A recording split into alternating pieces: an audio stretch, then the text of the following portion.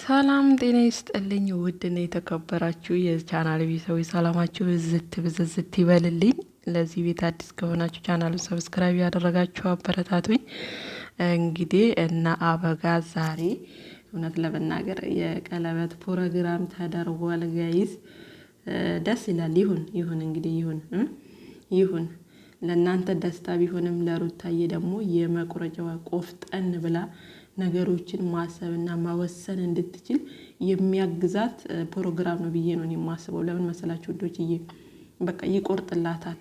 የምሬ ነው የምላችሁ፣ ይቆርጥላታል። ከዚህ በኋላ የራሴን ነገር እንዴት አድርጌ ልምራ፣ እንዴት አድርጌ በቃ ይሄን ሰው ከውስጤ አውጥቼ ረስቼ የራሴ የሆነውን ህይወት በሰላማዊ መንገድ እኖራለሁ ብላ እንድትወስን የሚያደርጋት አንዱ ምዕራፍ ቢሆን ይሄ ቪዲዮ ነው።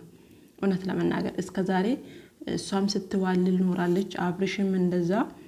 በዚህ ፕሮግራም ግን ለአብርሽ የደስታ ቀን ለማናት ሄርሜላም የደስታቸው ቀን ቢሆንም ለሩታዬ ደግሞ በቃ የሆነ ቆፍጠን ብላ የራሷን ህይወት የምትጀምርበት ነገሮችን የምታስተውልበት ከዚህ ከበፊቱ የበለጠ አብርሽን ከጭንቅላቷ ከልቧ በደንብ የሆነ እንዲቆርጦ እንዲወጣላት እንድትወስን የሚያደርጋት ቪዲዮ ነው ብዬ ነው ማስበው።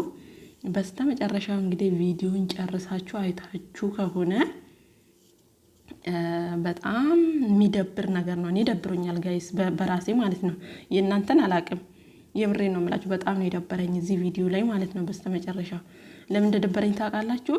እነ ሜሪ እነ ዳኒ ሩታን ይዘው እዛ ፕሮግራም ላይ መገኘት ምን የሚሉት ነው ጋይስ? ቅናት እኮ ነው ያስመሰለባችሁ። እግዚአብሔርን መገኘት አልነበረባትም ጋይስ። የአብርሃም ነው እንዴ ወደ ሩታ ያለፈው? ከዚህ በፊት እኮ አብርሃም ነበረ ሰው ባለው ሲመራ የነበረው። ዘንድሮ አብርሃም ልብ ሲገዛ የሩታን ልብ ምን አድርጋችሁት ነው ግን? ቆይ ሜሪና ዳኒ ምን ሆናችሁ ነው? መገኘት የለባትም። ማን ደስ ይበለው ብላ እንዴ? ትላንትና እንደዛ ዝቶባት የሄደ ሰውዬ አይደለ እንዴ? ዛሬ እሱ ገና ለገና የፕሮሚስ ቀለበት እያደረገ ነው ብላችሁ ነይ ካልሄድን እዛ ጋር ብላችሁ ልጅቷን ይዛችሁ የምትሄዱት ምን እንዲፈጠር ነው ጋይስ? የተፋቱ ሰዎች እኮ ናቸው። ፍቺ እኔ ጋይስ የምሬ ነው የምላችሁ ያልገባኝ ነገር ፍቺ በእነሱ ሀገር እንዴት ነው ማለት በእነሱ አካባቢ ፍቺ እንዴት ነው? አንድ ባልና ሚስት ከተፋቱ ከተፈራረሙ በኋላ ያ ባል ወይ ደግሞ ያቺ የፈታችዋ ሚስት የፈለገችውን ወንድ ብታገባ ባልየውም ደግሞ የፈለገውን ሴት ቢያገባ ማን ምን ያገባዋል? ምክንያቱም ኦልሬዲ ተፋተዋል። በቃ ተፈርሞላታል፣ ተፋተዋል። ምንም የላቸውም በመሃል ከልጅ ውጪ። ልጅ ደግሞ በጋራ ማሳደግ የሚችሉ ሰዎች ናቸው። ይሄ ህግ የሚፈቅድላቸው ነገር ነው። ከዛ የዘለለ ግን በህይወታቸው በሁለቱ ህይወት ሁለቱ ማንም ምን ያገባው አይደል እንዴ ጋይስ? እግዚአብሔርን ነው የምላችሁ እንዴ። እዛ ጋር አሁን ሩታን እዚህ ጋር አሁን ሩታን ይዛችሁ መሄዳችሁ ለእናንተ ጀብድ ነው እንዴ? የሆነ በቃ ጀብድ ነገር እየሰሩ እኮ ነው የመሰላቸው።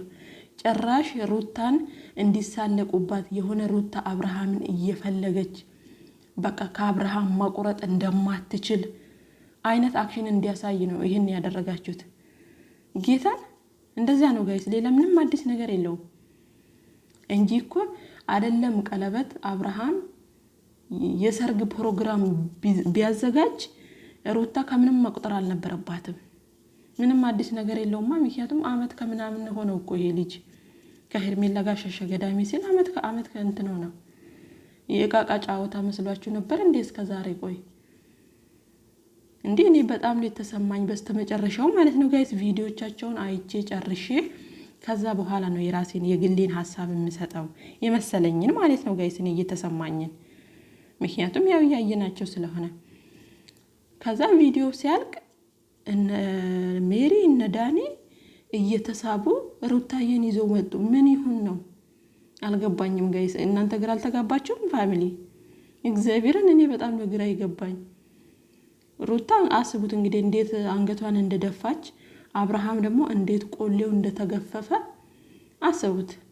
ይሄን ነገር የሚያደርገው ደግሞ በእርግጠኝነት ወይ አቤላ ነው። ምክንያቱም አብርሃም የሆነ ነገር ከሄርሜላ ጋር ሲጀምር ወይ ደግሞ ከሄርሜላ ጋር የሆነ ነገር ሲያደርግ አቤል ሩታን ይጠራታል። ሩታም ደግሞ አቤልም በደንብ ትከታተለዋለች። ምክንያቱም አቃጣሪው እሱ ስለሆነ ማለት ነው። ሩታ ደግሞ ቢገባት ማለት ነው ቢገባትና ብልህ ሴት ብትሆን የአቤልን ስልክ ከነ ድምጥማጡን ታጥፈዋለች። ምክንያቱም አይበጃትም። ባሏን እኮ ይዞ ለሌላ ሴት የዳረ ሰው ነው። ስለዚህ እናንተን የሚጎዳ ሰው ስልኩን ምኑን ይዛችሁ ሲደወልላችሁ እናንተ ታነሳላችሁ? እናንተ ብትሉ እኔ ግን አላነሳም ጋይስ። የብሬን ነው የምላችሁ። የኔን ጠላት አይደለም ስልኩን ምኑን ነው የምቦላልከው ከስልኬ ላይ ማለት ነው። መቼም በጎረቤት ደውሎ ሩታን አይጠራትም በእርግጠኝነት። እሱ ምንም አልመሰለውም። ማስቡት እዚህ ጋር አብርሽ ግን ቆሌው ተገፏል። ገና ኬኩ ተቆርሶ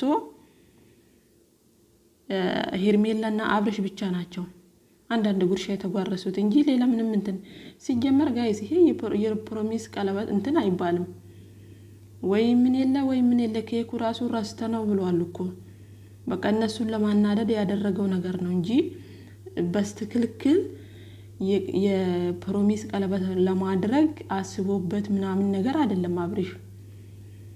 በቃ ሩታ እየፈለገች እንደሆነ ስለገባው ሩታ ይቁረጥላት እኔ ለሄርሜላ እንዲህ ላድርግ ብሎ ከራሱ አስቦበት የተነሳ ነው። እንዲሁም ደግሞ ዳኒና ሜሪ ስለፎከሩበት እስኪ ምን ያመጣሉ ብሎ ነው ይሄ ፕሮግራም የተዘጋጀው። የምሬ ነው የምላችሁ።